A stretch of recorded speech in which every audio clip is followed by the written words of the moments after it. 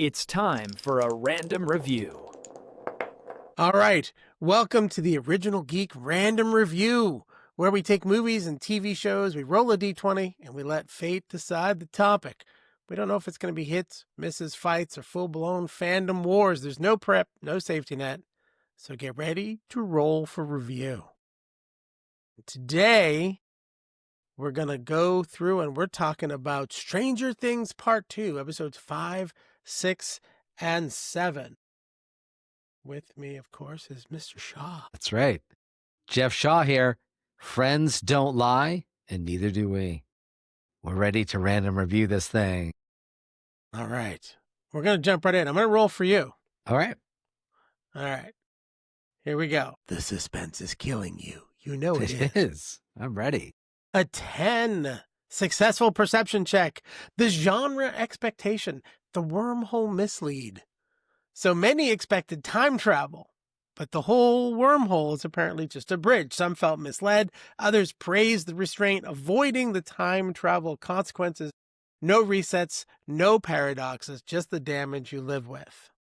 What do you think? I mean, there's Mr. Clark in season 1 talks about wormholes. There's a variety of wormhole references. I don't understand why people are thinking that this was a mislead. In fact, I think I feel like the potential for a time travel, and yeah, we talked about that in our last episode, that there was like Back to the Future references and other things. So I understand that, but the wormhole was not a mislead. Time travel might have been a mislead, perhaps, but the thing is, we still have the ending, and I still think the possibility of Henry trying to heal that wound from his childhood, perhaps that could be his actual endgame, to use these 12 kids to somehow reset the past. It is possible. I agree, that the wormhole is the most likely outcome, and there's only 2 hours left, right? So we got this whole beanstalk theory that's got to occur. So I don't know if they could fit in a time travel or a reset, but it's possible. Yeah, I actually was thinking, as I've heard a lot of folks talk about, and again, like you said, we talked about it before, the idea of time travel here was, I thought, foregone conclusion. It was to the point where some people were upset, like, oh my God, if they erase the past and they make it so that none of this happened, we talked about the whole JR thing being a dream back in the day with Dallas, right? So I, for one, am very glad it does not appear to be any time link. Not yet. I mean, I guess in the last 2 hours they could squeeze it in. It would be weird to do that, but especially with the pacing, the story, the way they're pacing it in the last few episodes, it doesn't seem like they could squeeze in both an incursion from world to world and a time travel loop, even though with Back to the Future and A Wrinkle in Time and all of this stuff. But, A Wrinkle in Time had a lot of other references with Camazotz and stuff. So it was there. Yeah. It could have been a red herring. That's true. Are you ready for your top? I'm ready to roll. All right. A 7. Successful stealth check. Quiet acceptance. Mr. Clark's full buy-in. A subtle but powerful payoff. Clark treats the supernatural as a problem to solve, not deny. Fans love that D&D becomes a shared language, not a metaphor. Adults who listen survive longer in Hawkins. I'm very glad I got this one. Some of my favorite scenes were with Mr. Clark. The show is always great. I know people are harping on it. People are review bombing, and we can talk about some of the other stuff they're review bombing. But in this case, and it, to me, there was like the ultimate duo, because Murray has to go pick up Mr. Clark with the sister. And oh my goodness, Lucas's little sister, whose name I can't remember the character's name, but it's hysterical because, you know, he's the character you don't expect to be in a romantic relationship gets caught with his pants down, quite literally, and they're coming to him for help. And all they have to say is Dustin's in trouble, and he's there. Do you know what I mean? And he doesn't seem to flinch. The most he reacts is the scene where they're at Hawkins' lab, and 11 pulls the huge metal plate out of the ground, and she's just doing this, and he's looking at her like, holy shit. Like, it's just a small look in his eyes, and even Hopper turns to him and goes, oh, you ain't seen nothing yet, right? It's hysterical. And then in the big plan where they finally come to this idea of what they're going to use the wormhole for and how they can beanstalk it, you know, Dustin calls it the abyss, and he's like, what's the abyss? And Mr. Clark joins in. They all go, it's D&D, right? So I love the fact that Mr. Clark was a big part of this, and that they brought him back.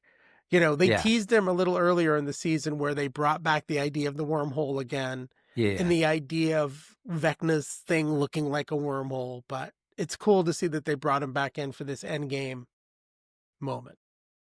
Agreed. Yeah. Love that Mr. Clark comes back, and he was already set up from, like I said, season 1 with his description of the wormhole.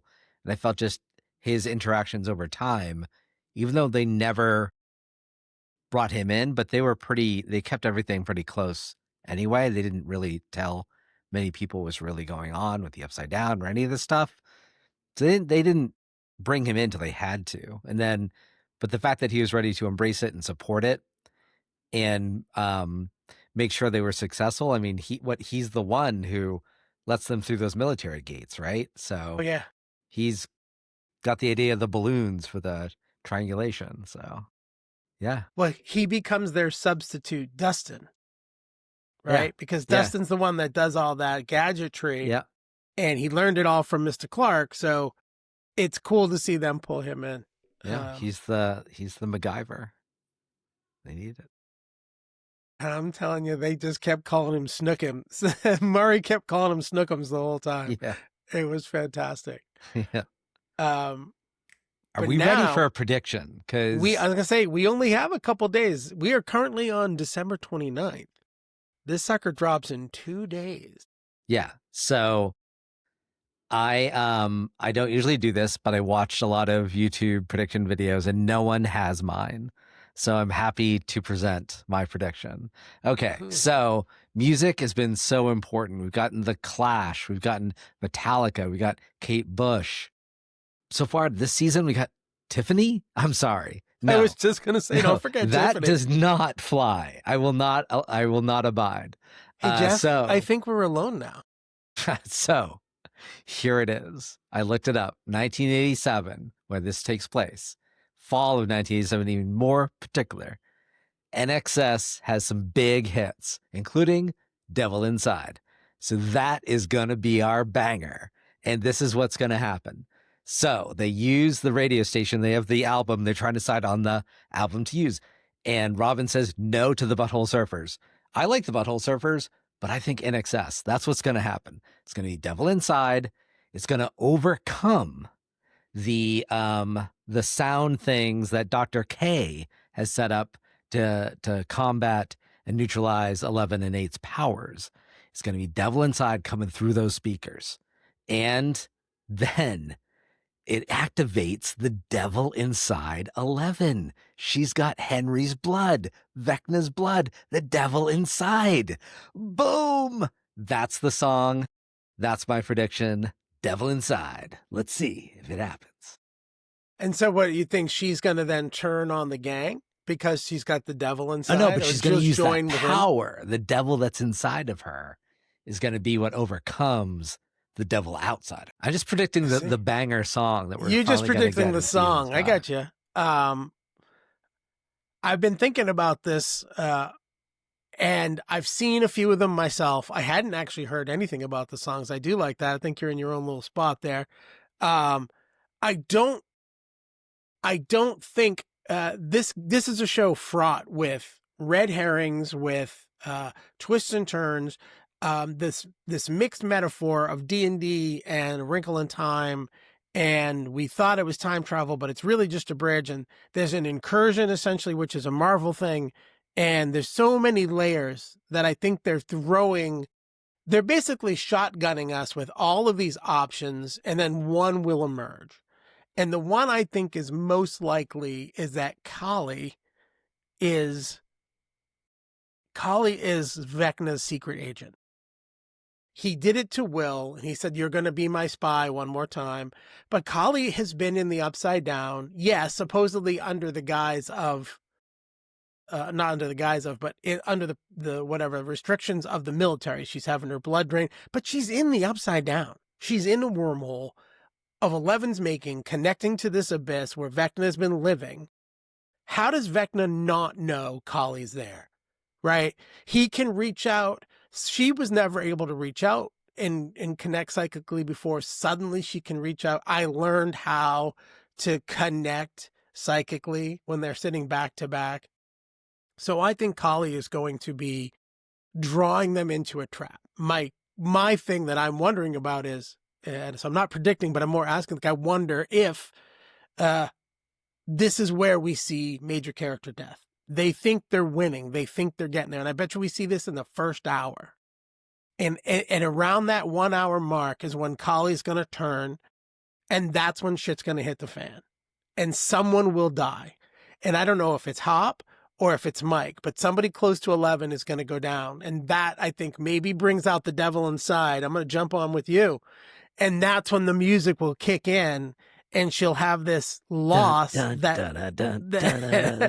really pushes forward. But I think the key here is, because they keep twisting things, we have to almost expect, it's almost like a twist that's not a twist, because you're expecting a twist, but there's a different twist.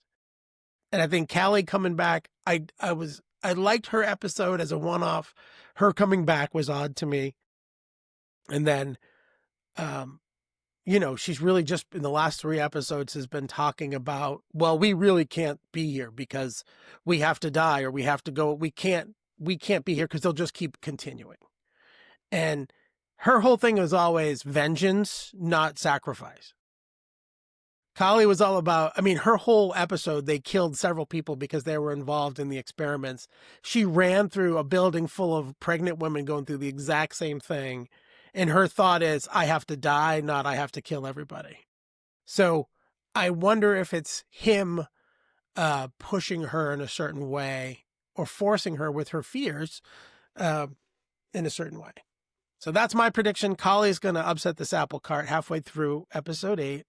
And at least one, if not 2 of our favorites will die.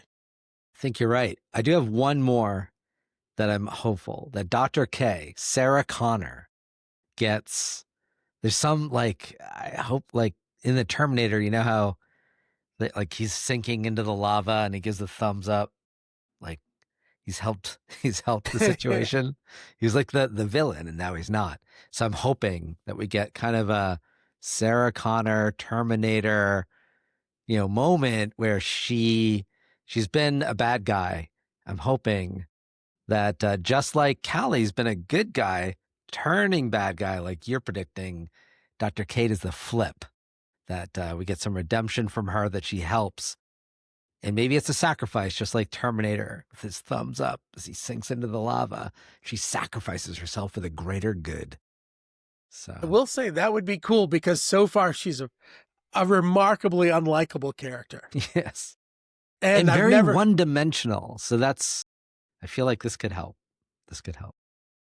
Yeah, she's definitely just foot to the metal, pedal to the metal, whatever you want to say, just straight dickhead the whole time. Exactly. She's just, there's no other way to put it. Yeah, she's there's just no redeeming jerk. qualities yet. So maybe in that final moment. So that's a good question. That now I wonder too, what becomes of the base in this space, in time, in space. You know what I mean? They have a fully staffed military base. And I know we're beyond on the other side, but I do wonder too, where are all the creatures? We saw 1 or 2 demos doing some basically butler work, pulling the kids in and hooking them back up. But there are no bats. There's no creatures. There's no demo dog. Well, there's a couple of demo dogs, I guess, that he sends them, but there's just 3. And then somehow it's not the large scale warfare we were expecting in season 5 yet. So I wonder if there will be an outpouring of creatures from the abyss. Supposedly that's where they're from, so that will be like a major, like the battle of 5 armies at the end of the hunt. You know what I mean? It's going to be this huge, large scale. Yeah. There'll be the soldiers. There'll be our team. There'll be the demos and Vecna. It'll be this meeting in the middle. Agreed. So, all right. Well, if you guys think we right, wrong, indifferent, send us some notes. Comment on the video. We're gonna be watching with bated breath. Are you gonna watch New Year's Eve, or are you gonna watch the next day? Next day. I have to work. I have a show New Year's Eve in Nashua that I picked up, so I'm gonna go do that, and I might have to watch when I get home. Well, yeah, you don't want spoilers. No, it's gonna be hard. No. It's going to be difficult for me not to see spoilers, but yes, you're going to just have to be in a little tunnel, not a wormhole tunnel, but you know. But I'm ready. Tunnel. I'm ready for the devil inside. All right, there you have it, guys. OriginalGeekPodcast.com, OriginalGeekPodcast@gmail.com. Check us out. Tell us what you think. All right, see you on the upside down, OGs.